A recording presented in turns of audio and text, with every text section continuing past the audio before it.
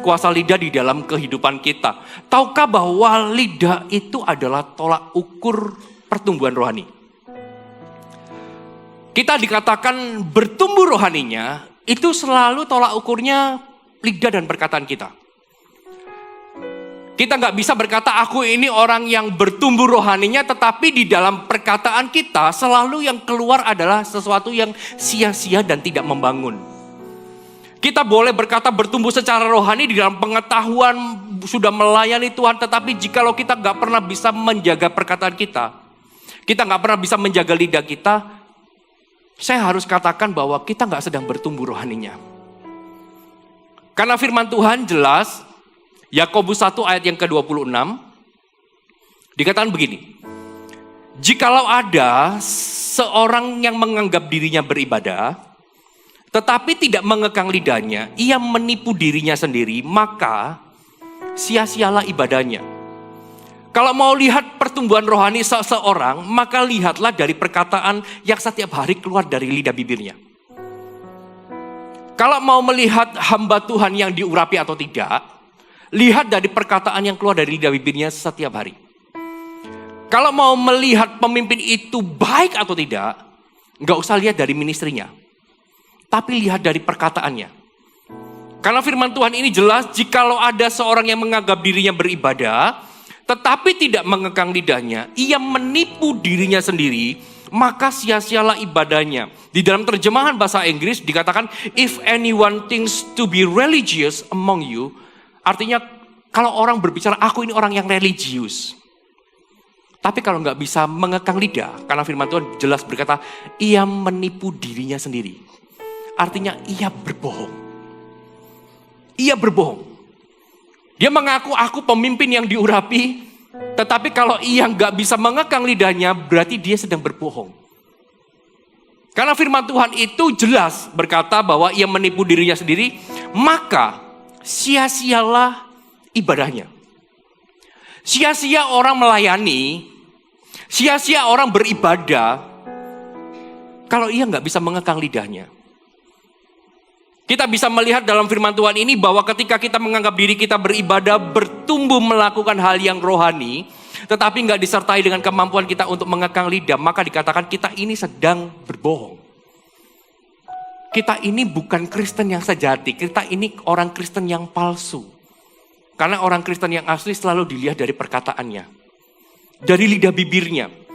Artinya ketika kita sudah berkata, aku sudah bertumbuh rohani, ternyata gak bisa mengekang lidahnya, artinya kita ini gak sedang bertumbuh, Baca. Justru kita ini sedang defisit. Karena firman Tuhan jelas, sia-sia ibadahnya. Engkau berbohong terhadap dirimu sendiri kalau engkau gak bisa mengekang lidah. Kita perlu menyadari bahwa progres pertumbuhan rohani selalu dimulai dari keberhasilan kita menjaga perkataan, menjaga lidah kita. Lidah kita itu powerful. Lidah kita itu penuh kuasa. Karena firman Tuhan di dalam Amsal 18 ayat yang ke-21 berkata begini, hidup dan mati dikuasai oleh lidah. Siapa suka menggemakannya akan memakan buahnya. Lihat, hidup dan mati kerohanian kita, hidup dan mati kita, itu ada di lidah kita. Kalau kita mau pertumbuhan rohani itu terus berkembang, terus maju, terus naik, maka kita harus menjaga perkataan kita di dalam segala hal. Kita nggak boleh asal bicara. Karena tanpa kita sadari bahwa perkataan kita itu punya dampak yang cukup signifikan, cukup besar bagi kehidupan kita. Karena jelas dikatakan hidup mati itu artinya sesuatu yang besar. Hidup mati dikuasai lidah. Akan terjadi kehidupan kematian di dalam diri kita melalui perkataan kita. Ada kehidupan rohani ketika perkataan kita benar, tetapi juga ada kematian rohani ketika perkataan kita ini salah. Ketika perkataan kita ini enggak membangun orang lain. Kita nggak boleh begini. Setiap perkataan kita yang keluar dari lidah bibir kita, itu selalu kembalinya ke kita. Kalau kita sedang marah kepada orang lain, bukan orang lain yang dihancurkan, tetapi kita yang sedang dihancurkan. Kita selalu kembali kepada kita. Menghancurkan orang lain yang mendengar perkataan kita itu juga menghancurkan kita. Karena semua yang keluar dari lidah bibir akan kembali semua. Orang yang di dalam keseharian suka membicarakan kelemahan orang. maka orang lain juga akan membicarakan kelemahannya. Akan selalu begitu. Makanya hidup mati dikuasai lidah. Siapa yang suka mengemakannya akan memakan. Ada tabur tuai di situ. Makanya kita perlu hati-hati dengan perkataan kita. Kita perlu hati-hati dengan ucapan kita. Karena 1 Petrus pasal yang ketiga ayat yang ke-10 berkata begini. Siapa yang mau mencintai hidup, katakan mencintai hidup. Dan mau melihat hari-hari baik, katakan melihat hari-hari baik. Ia harus menjaga lidahnya terhadap yang jahat dan bibirnya terhadap ucapan-ucapan yang menipu. Kita perlu sadari ini, jikalau kita mau mengalami berkat-berkat rohani Tuhan, maka kita harus jaga lidah kita. Saya mau tanya, seberapa banyak hari ini Bapak Ibu datang ke tempat ini mencintai hidup Anda? Angkat tangannya. Oh, yang lain enggak mencintai hidupnya ya? Sekali lagi mungkin pertanyaan saya kurang jelas. Siapa di tempat ini Bapak Ibu mencintai dirinya? Angkat tangannya tinggi-tinggi. Oke, coba tetap angkat tangan. Lihat kanan kirinya yang enggak angkat tangan, tanya. Siapa yang kamu cintai? Jangan bilang istriku. Atau bilang suamiku. Setiap manusia pasti akan mencintai dirinya terlebih dahulu. Dan ini firman Tuhan, ini relevan. Dia berkata, siapa yang mau mencintai hidup, mencintai kehidupannya, dan mau melihat hari-hari baik, ia harus menjaga lidahnya. Ia harus menjaga lidahnya. Orang yang mau melihat berkat-berkat Tuhan setiap hari di dalam kehidupannya, mau melihat penyertaan Tuhan setiap hari di dalam kehidupannya, gak ada yang lain. Jaga lidah kita, jaga perkataan kita, maka hidupmu akan melihat berkat-berkat Allah dicurahkan. Iya, orang yang selalu pahit, selalu kecewa, selalu keluar kata-kata yang sia-sia, gak akan pernah lihat sesuatu yang baik dalam hidupnya. Hidupnya itu selalu akan dipenuhi dengan perasaan khawatir, ketakutan. Perasaan yang penuh dengan pikiran negatif, asumsi. Selalu akan dipenuhi dengan hal-hal seperti itu. Orang yang gak bisa menjaga lidahnya, hidupnya juga gak akan pernah Tuhan bisa bawa naik. Dan ini cukup menarik. Firman Tuhan di dalam Yakobus pasal ketiga, ayat yang pertama sampai ayat yang ke-12. Dikatakan dosa karena lidah. Kita mau belajar sesuatu dari Yakobus pasal ketiga ini. Dikatakan begini, saudara-saudaraku, janganlah banyak orang di antara kamu mau menjadi guru, sebab kita tahu bahwa sebagai guru, kita akan dihakimi menurut ukuran yang lebih berat. Sebab kita semua bersalah di dalam banyak hal, dan barang siapa tidak bersalah dalam perkataannya, ia adalah orang yang sempurna. Katakan orang yang sempurna. Yang dapat juga mengendalikan seluruh tubuhnya. Kita mengenakan kekang pada mulut kuda sehingga ia menuruti kehendak kita. Dengan jalan demikian kita dapat mengendalikan seluruh tubuhnya. Dan lihat saja kapal-kapal walaupun amat besar dan digerakkan oleh angin keras, namun dapat dikendalikan oleh kemudi yang amat kecil menurut kehendak jurumudi. Demikian juga lidah, walaupun suatu anggota kecil dari tubuh, namun dapat memegahkan perkara-perkara yang besar. Lihatlah betapapun kecilnya api, ia dapat membakar hutan yang besar. Lidah pun adalah api. Ia merupakan suatu dunia kejahatan dan mengambil tempat di antara anggota-anggota tubuh kita sebagai sesuatu yang dapat menodai seluruh tubuh dan menyalakan roda kehidupan kita, sedang ia sendiri dinyalakan oleh api neraka. Semua jenis binatang liar, burung-burung, serta binatang-binatang menjala dan binatang-binatang laut dapat dijinakkan dan telah dijinakkan oleh sifat manusia.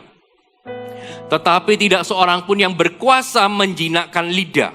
Ia adalah sesuatu yang buas, yang tak terkuasai dan penuh racun yang mematikan. Dengan lidah kita memuji Tuhan, Bapa kita, dan dengan lidah kita mengutuk manusia yang diciptakan menurut rupa Allah. Dari mulut yang satu keluar berkat dan kutuk. Hal ini saudara-saudaraku tidak boleh terjadi demikian.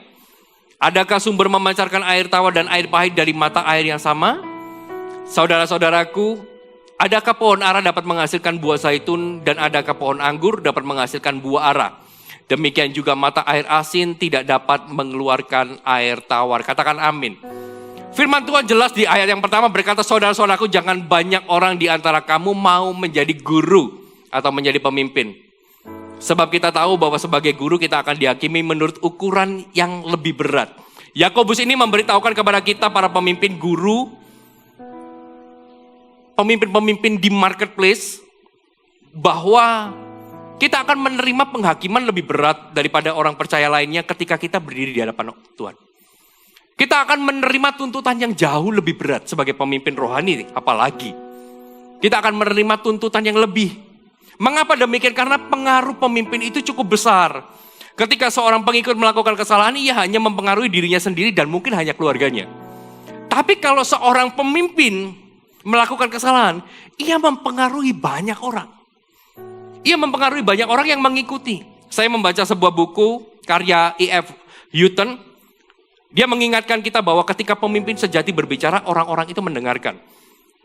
Dan kalau pemimpin sejati berbicara, orang-orang mendengarkan, ini bisa jadi kabar baik dan kabar buruk. Tergantung apa kata-kata pemimpin itu baik atau buruk. Kalau kata-kata pemimpin itu baik, maka orang yang mendengarkan jadi baik. Tapi kalau kata-kata pemimpin itu buruk, maka semua orang yang mendengarkan pun jadi buruk. Makanya kita harus berhati-hati sebagai pemimpin, pelayan Tuhan. Harus dengan perkataan kita harus kita jaga. Tuhan berjanji mereka yang berada dalam posisi berpengaruh akan selalu memberikan pertanggungjawaban atas bagaimana mereka menggunakan pengaruh tersebut melalui lidah perkataannya. Dalam satu pengertian, Tuhan itu akan jadi akuntan publik surgawi yang menuntut kita. Dia akan menjadi akuntan rohani yang menuntut kita. Apa yang sudah kita lakukan? Apa yang sudah kita perbuat melalui lidah perkataan kita? At the end nanti di tahta pengadilan Kristus kita akan diminta pertanggungjawaban untuk memberikan apa yang kita lakukan dengan hidup kita dan dengan pengaruh melalui lidah dan perkataan. Kita akan ditanya, apa yang sudah kita lakukan? Apa yang sudah kita perbuat? Karena dari awal Tuhan menciptakan lidah, itu punya pengaruh yang besar bagi kehidupan kita. Perkataan kita itu akan selalu menjadi tolak ukur pertumbuhan rohani kita di hadapan Tuhan. Akan menjadi tolak ukur. Apakah kita ini benar-benar pelayan Tuhan yang sejati? Ataukah kita ini hanya pelayan Tuhan yang gak sungguh-sungguh? Hanya jabatannya aja. Jabatan pemimpin entah itu di dalam dunia kerja, profesional, rohani, pelayan Tuhan, hamba Tuhan, full time. Akan selalu dinilai lebih dan dituntut lebih melalui perkataannya. Firman Tuhan jelas. Makanya kalau orang mau tahu atau jemaat mau respect kepada orang pemimpin, selalu lihat dari perkataannya. Pemimpin kalau jemaatmu mau respect, jaga perkataanmu. Bukan hanya pemimpin rohani, pemimpin perusahaan. Kalau engkau mau karyawanmu respect, perkataan harus dijaga. Keberhasilan kita adalah ketika di dalam segala hal kita dapat mengendalikan lidah kita. Makanya dituliskan dalam firman Tuhan, kalau enggak bersalah di dalam lidah, itu sempurna. Itu sempurna. Betapa pentingnya hal itu sebagai tolak ukur kehidupan kita. Kalau kita bisa kekang lidah, sempurna seluruh tubuh kita. Sempurna semuanya. Tanpa kita sadari, terkadang perkataan kita ini bisa menyakiti orang lain, Bapak. Tanpa kita sadari, perkataan kita ini bisa menjatuhkan orang lain. Bisa bayangkan kalau setiap hari anak-anak kita mendengarkan perkataan kita yang menjatuhkan. Maka anak kita juga gak bisa bangkit. Hidup mati dikuasai lidah. Orang yang tidak menjaga lidahnya sudah pasti pertumbuhan rohaninya akan berhenti atau mati pada akhirnya. Kita sudah bangun semua ministry dengan baik, sudah bangun semuanya, tetapi karena nggak bisa jaga perkataan, maka hancurlah semua. Sama seperti firman Tuhan, sia-sia apa yang kamu bangun. Sia-sia. Jika kita nggak bisa menaklukkan lidah kita, jika kita nggak bisa menaklukkan segala sesuatu melalui perkataan kita, maka kita mau jadi religius pun itu percuma. Kita nggak bisa berkata, aku ini orang yang sudah bertumbuh rohaninya, sudah baik, kan sudah melayani Tuhan, sudah pergi ke gereja, sudah ceki. Orang selalu mengukur kita itu dari perkataan. Selalu ukur kemajuan atau kemunduran rohani kita itu dari setiap hari. Perkataan kita ini apa sih yang keluar dari sini? Gosip. Di ibadah sebelumnya saya sampaikan bahwa apa yang seringkali nggak kita sadari, itu adalah kita menceritakan suatu peristiwa kepada orang lain hanya karena asumsi kita. Kita merasa itu kebenaran bagi kita, tapi padahal ceritanya nggak begitu. Hanya karena asumsi, menurutku, perasaanku seperti ini, lalu dia mulai menceritakan itu sebagai kebenaran. Dan itu bahaya, Bapak Saudara. Dan kita harus tahu bahwa dosa lidah, dosa gosip itu nggak tumbuh subur di dalam kehidupan emak-emak, ibu-ibu PKK, dan ibu-ibu arisan. Tapi hidup subur di dalam gereja. Hidup subur di dalam gereja. Dan saya mau jemaat GMS, khususnya GMS Malang, bukan hanya bertumbuh tetapi berbuah di dalam perkataannya.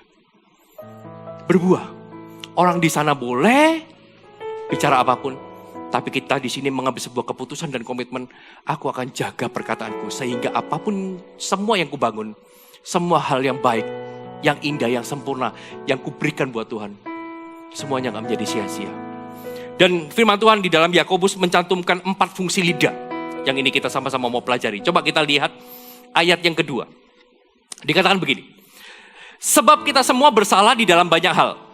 Barang siapa tidak bersalah di dalam perkataannya, ia adalah orang yang sempurna. Yang dapat juga mengendalikan seluruh tubuhnya. Fungsi pertama dari lidah adalah sebagai pengukur kerohanian kita. Ini poin saya yang pertama. Fungsi pertama adalah untuk mengukur kerohanian kita. Jadi Bapak Saudara nggak perlu jauh-jauh untuk tahu Bapak Saudara ini rohani atau tidak. Cukup dari perkataan. Anda akan tahu orang itu rohani apa enggak. Nggak usah bilang dari karunia. Karena karunia itu bisa saja menipu. Karena firman Tuhan jelas. Pada hari-hari terakhir banyak orang-orang berteriak-teriak kepada Tuhan. Tuhan, Tuhan, bukankah aku bernubuat bagi namamu? Mengusir setan bagi namamu. Tapi Tuhan bilang apa? Aku gak mengenal kamu, hai semua pembuat kejahatan. Karunia, itu bisa menipu. Karisma, itu bisa menipu. Tapi perkataan gak bisa menipu. Perkataan gak bisa. Kalau perkataan kita ini sudah gak jadi berkat, saya sudah pasti yakin bahwa hidupnya gak bertumbuh. Kerohaniannya gak bertumbuh. Gak bertumbuh. Karena firman Tuhan jelas berkata bahwa barang siapa tidak bersalah di dalam perkataan, ia adalah orang yang sempurna. Mau cari orang yang sempurna? Simple, lihatnya, perkataan. Dan ini berlaku juga ya, buat orang-orang yang sedang mencari pasangan hidup. Mau cari orang yang sempurna? Ya selain daripada dia ditemukan di dalam gereja, di dalam rumah Tuhan bukan rumah yang lain, kata-katanya harus jadi dasar.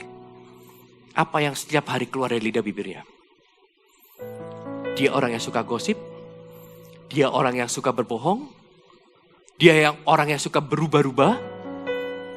Hari ini A, besok bisa B. Atau dia adalah orang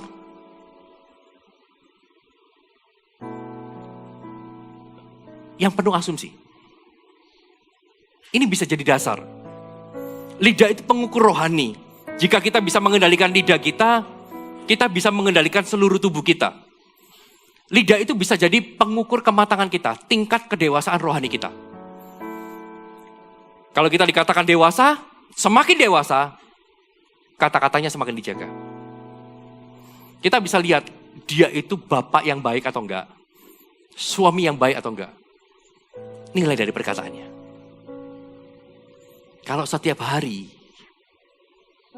yang keluar adalah kata sia-sia buat anaknya, buat istrinya. Sekalipun dia bekerja, punya banyak uang. Dia bukan bapak yang dewasa. Dia bukan bapak.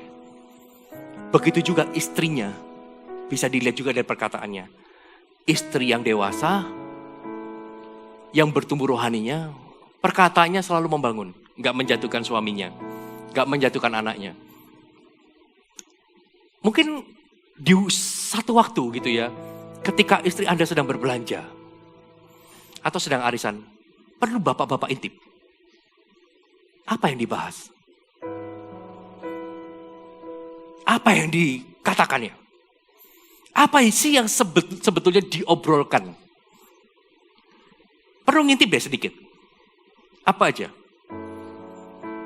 Kalau kita begitu intip, dengar yang diobrolkan, orang itu selalu orang itu bicara kelemahan orang banyak. Bapak-bapak harus tahu bahwa istri Anda gak sedang bertumbuh rohaninya. Berarti itu PR. Dari perkataannya.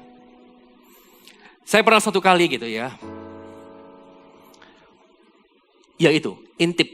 Istri saya kalau ketemu sama ibu-ibu. Istri saya gak ikut PKK, gak ikut arisan.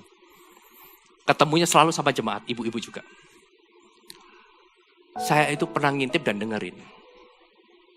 Istri saya itu ngomong apa sih? Apakah ngerasani orang? Ternyata ketika saya intip, saya dengar cuma satu ngomongnya. Kalau nggak keuangan gereja, gimana cara memanage segala sesuatu? Ngomong ministry, ngomong volunteer, nggak jauh dari jiwa-jiwa. Tapi kalau orang bicaranya itu selalu ngomongin kejelekan orang lain, selalu kelemahan orang lain, kita harus ingat firman Tuhan bahwa keluarkan dulu balok di matamu, baru kamu bisa keluarkan selumbar di mata saudaramu. Orang yang gak bisa menjaga perkataan, bocor mulut. Ini yang saya tahu. Mereka itu gak pernah kehabisan kata-kata untuk mencari kelemahan orang lain. Diajak ngomong 2 jam, 3 jam, ngomong keburukan orang lain. Dijabanin. Dia akan kuat ngomong semua. Makanya mengukur kematangan rohani, kedewasaan, simpel. Dari perkataan. Karena itu firman Tuhan. Kalau dia gak bersalah dalam perkataan, ia adalah orang yang sempurna. Tapi kalau dia bersalah di dalam perkataan, maka dia gak sempurna. Dia gak sempurna. Lalu yang berikutnya, Yakobus mencatat fungsi yang kedua. Kita harus ingat ya Bapak Ibu bahwa iman kita nggak akan pernah lebih tinggi daripada kata-kata kita. Iman kita nggak pernah lebih tinggi dari kata-kata.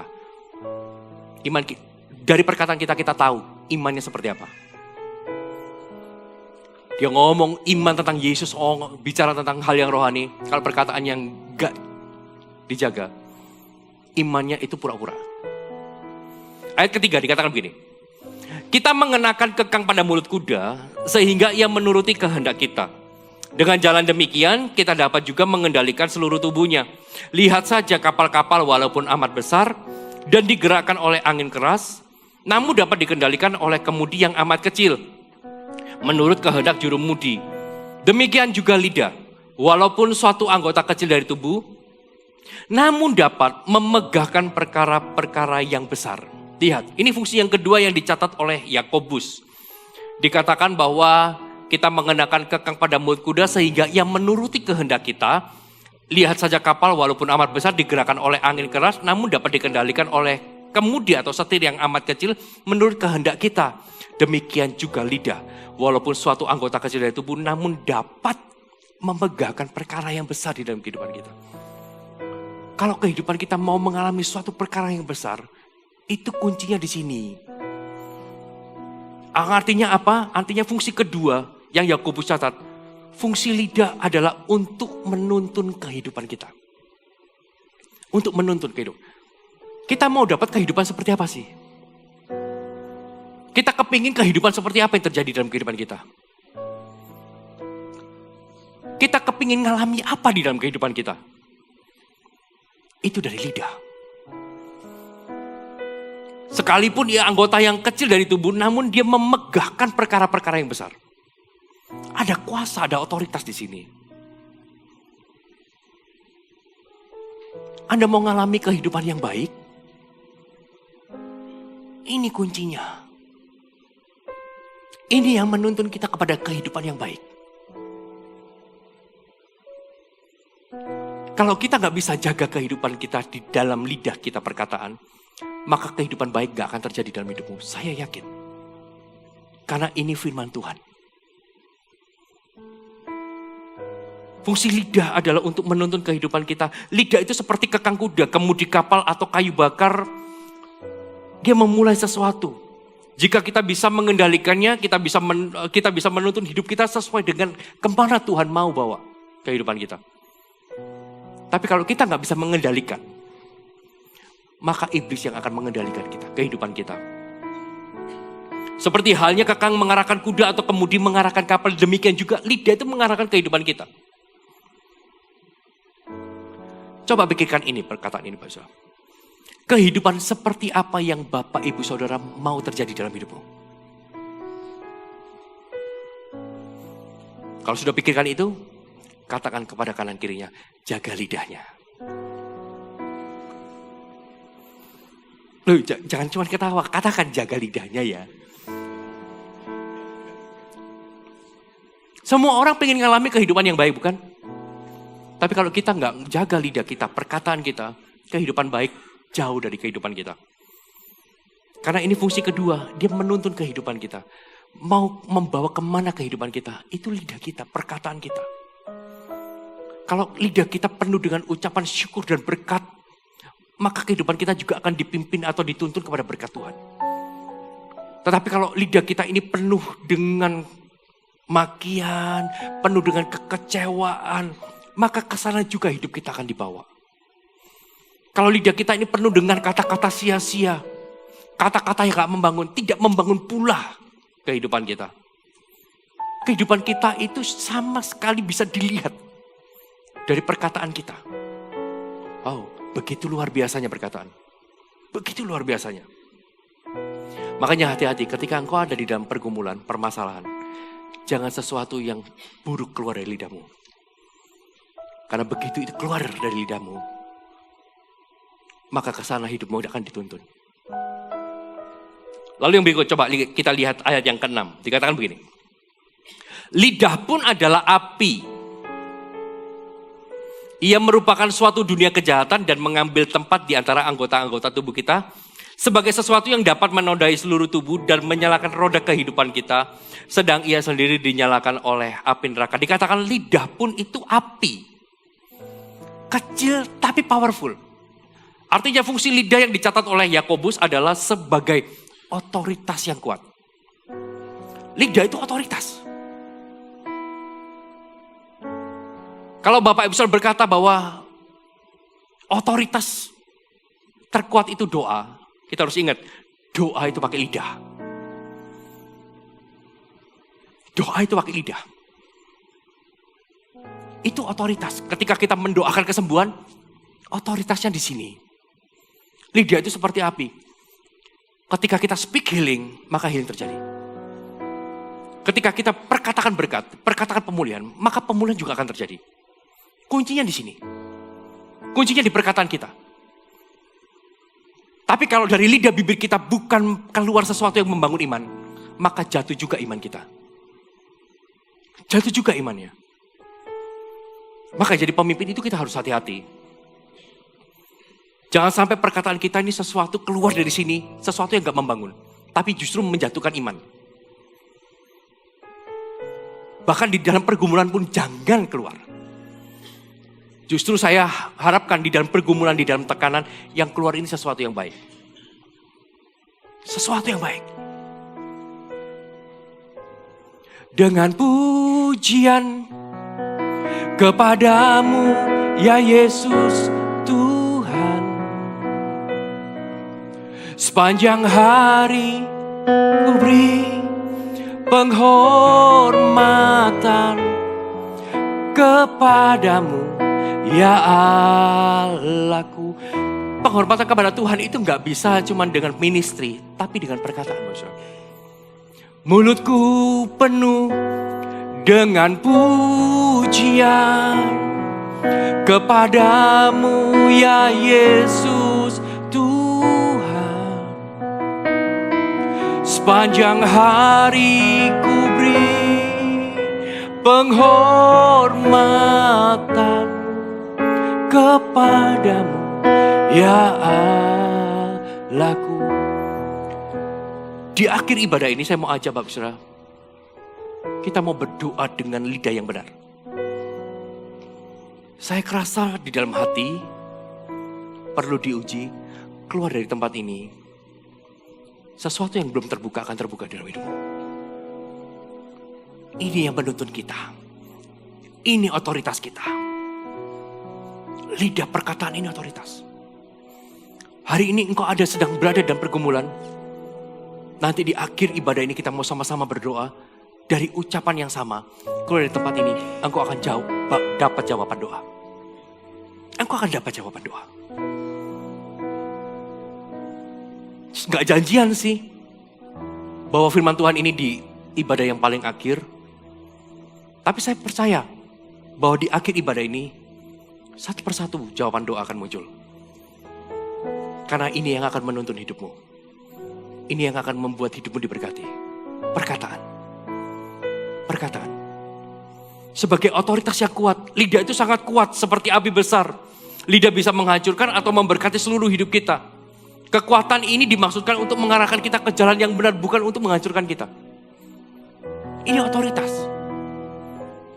Ketika engkau berbicara tentang kelemahan, maka kelemahan itu yang akan masuk.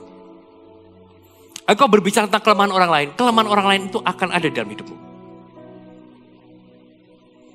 Tapi ketika kita bicara tentang puji-pujian, berkat yang terus keluar.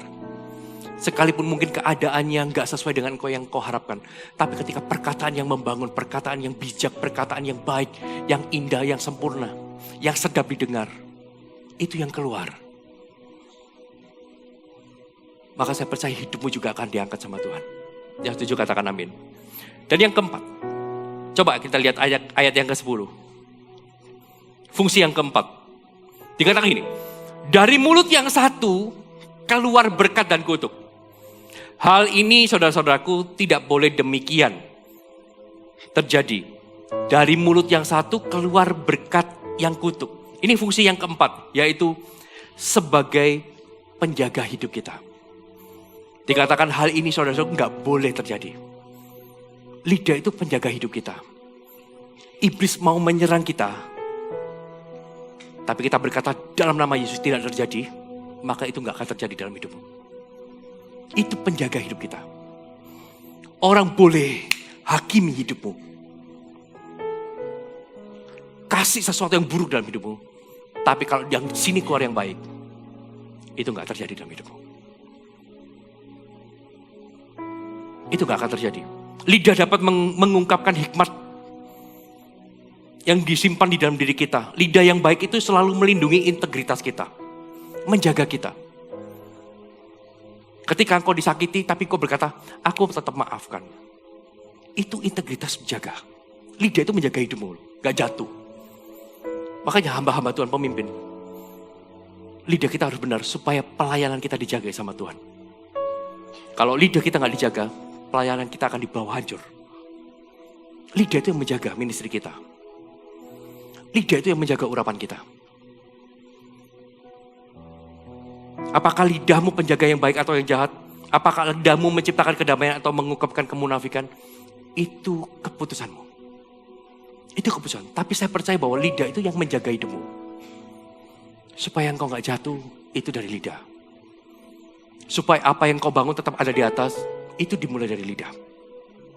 Dari perkataan. Supaya pernikahanmu tetap ada, itu dari perkataan. Itu dari perkataan.